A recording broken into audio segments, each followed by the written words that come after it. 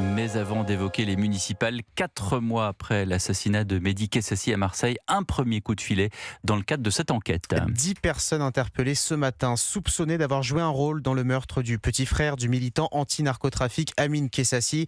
C'était le 13 novembre dernier, en plein après-midi. Un crime d'intimidation considéré comme un tournant dans la mexicanisation des violences liées au trafic de drogue. Jean-Baptiste Marty.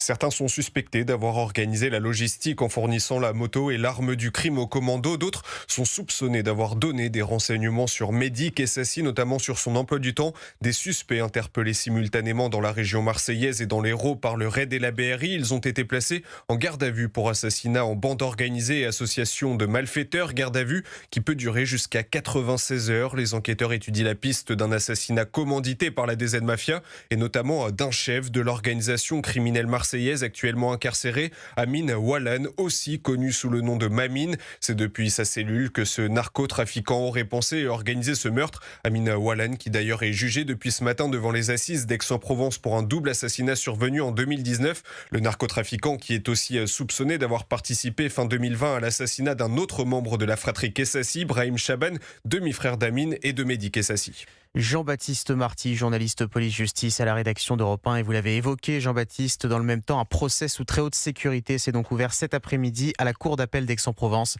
6 personnes sont jugées pour un double assassinat dans un hôtel près de Marseille en août 2019.